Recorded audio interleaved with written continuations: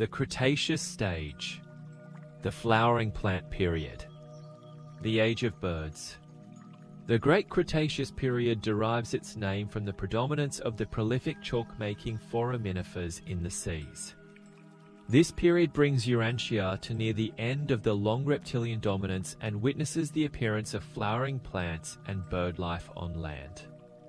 These are also the times of the termination of the westward and southward drift of the continents, accompanied by tremendous crustal deformations and concomitant widespread lava flows and great volcanic activities.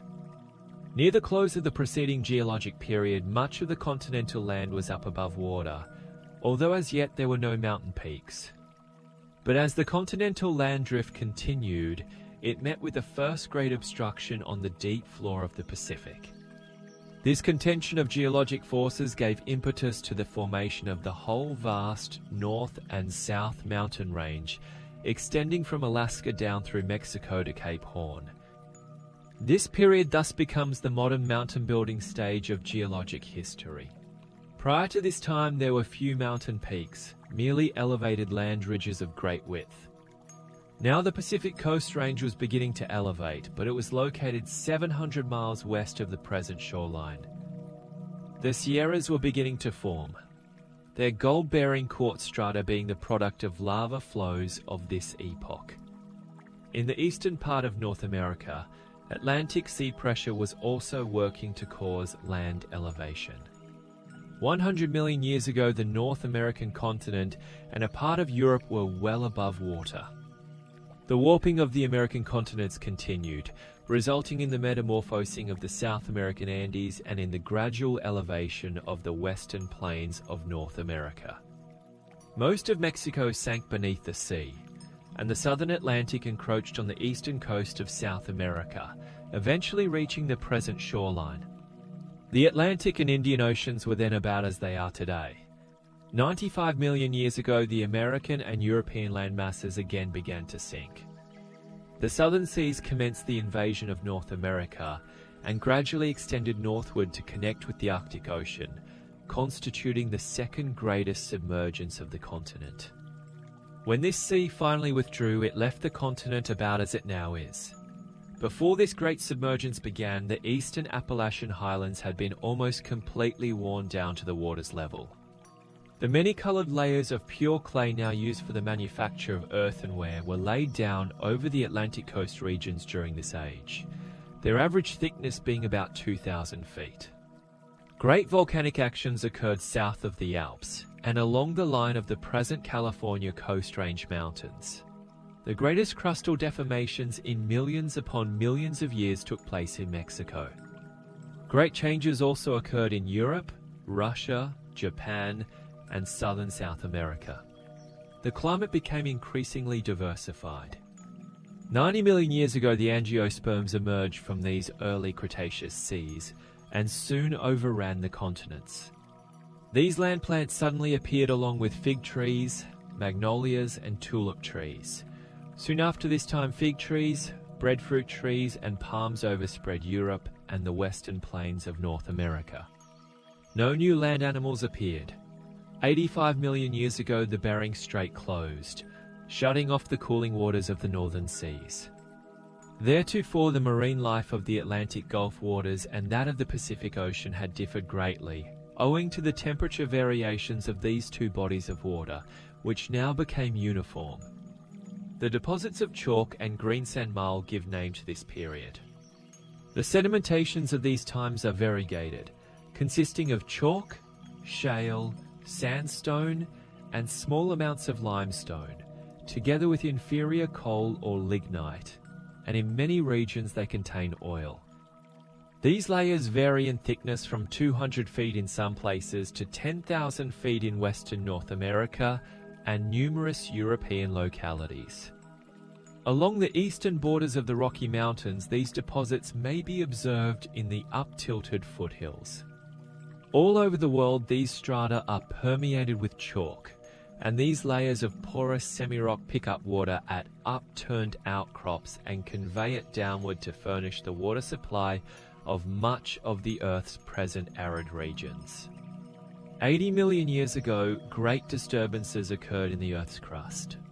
The western advance of the continental drift was coming to a standstill, and the enormous energy of the sluggish momentum of the intercontinental mass up-crumpled the Pacific shoreline of both North and South America, and initiated profound repercussional changes along the Pacific shores of Asia.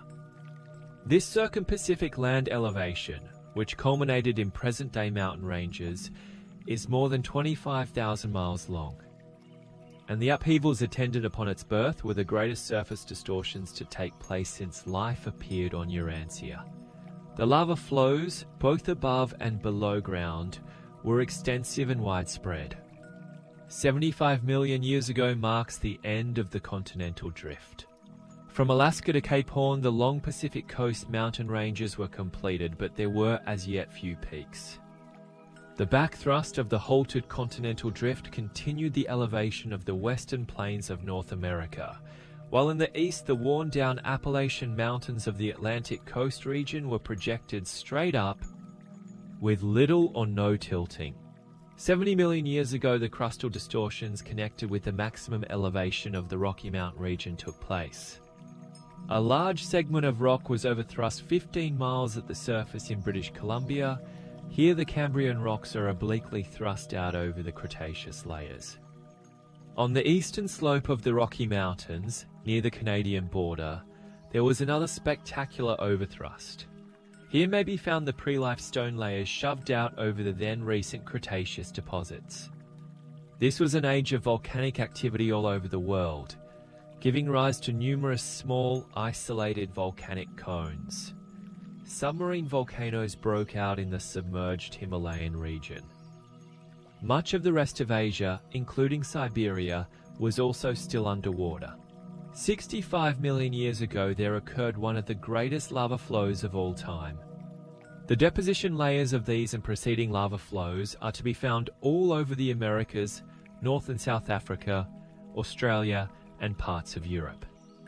The land animals were little changed, but because of greater continental emergence, especially in North America, they rapidly multiplied. North America was the great field of the land animal evolution of these times, most of Europe being underwater. The climate was still warm and uniform. The Arctic regions were enjoying weather much like that of the present climate in Central and Southern North America. Great plant life evolution was taking place. Among the land plants, the angiosperms predominated, and many present-day trees first appeared, including beech, birch, oak, walnut, sycamore, maple, and modern palms. Fruits, grasses, and cereals were abundant, and these seed-bearing grasses and trees were to the plant world what the ancestors of man were to the animal world. They were second in evolutionary importance only to the appearance of man himself. Suddenly and without previous gradation, the great family of flowering plants mutated, and this new flora soon overspread the entire world.